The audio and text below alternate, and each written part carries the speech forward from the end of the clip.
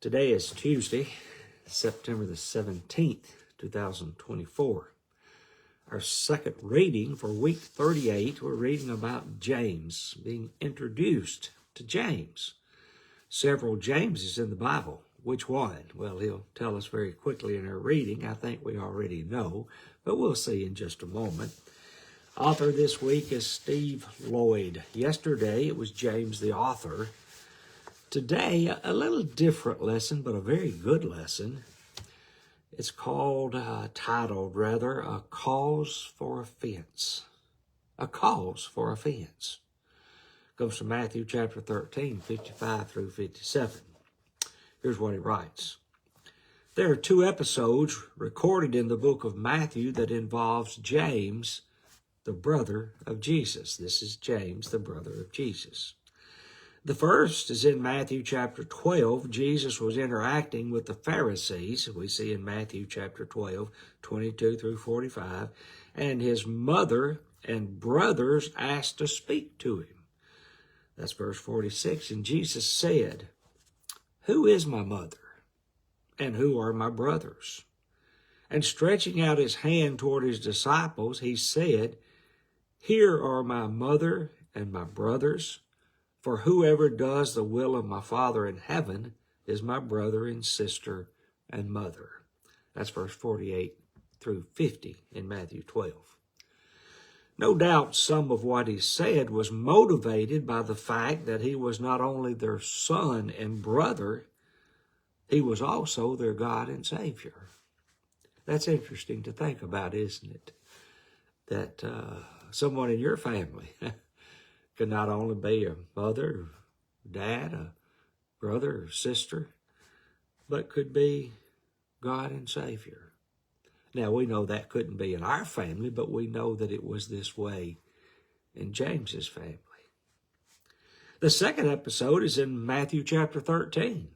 The audience was astonished and said, "Where did this man get this wisdom and these mighty works?" That's Matthew 13, 54. They thought among themselves, "Is not this the carpenter's son?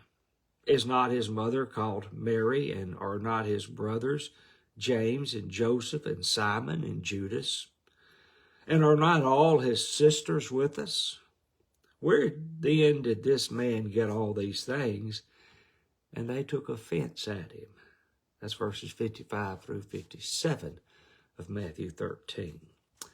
James became an inordinate cause for others to take offense in the Lord. He became a cause for people to take offense to the Lord. Due to the perception others had of Jesus' connection with Mary and her sons and daughters, Jesus' audience was puzzled. How could someone with such mundane connections to the world astonish them with his teachings and his mighty works? Jesus' identity is a primary concern in all four gospel accounts. Of course, that's Matthew, Mark, Luke, and John. Each writer built the case for believing that Jesus is the Christ. They also recorded episodes in which Jesus' identity was denied or questioned. And in the case of Matthew 13, James unwittingly became one of the reasons people took offense in him.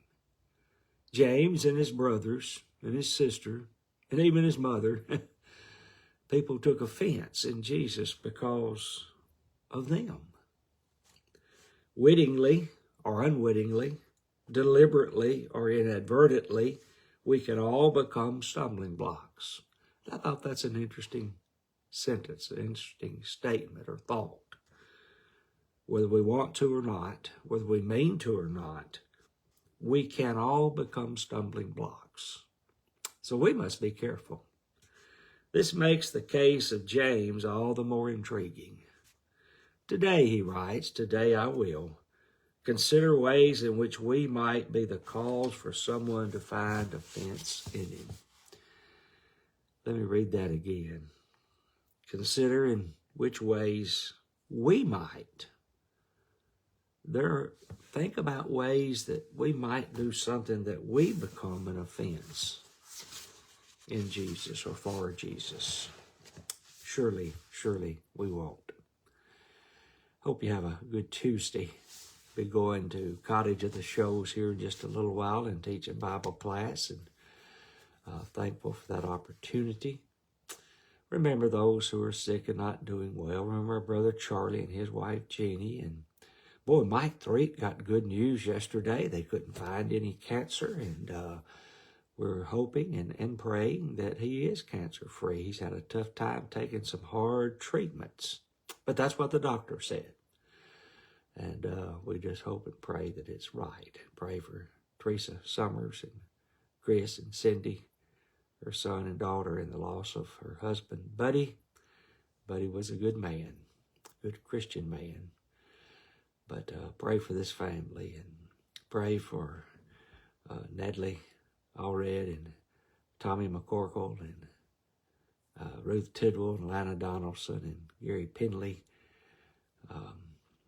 Pray for Pat Chandler. She's taking treatments, I know, last week.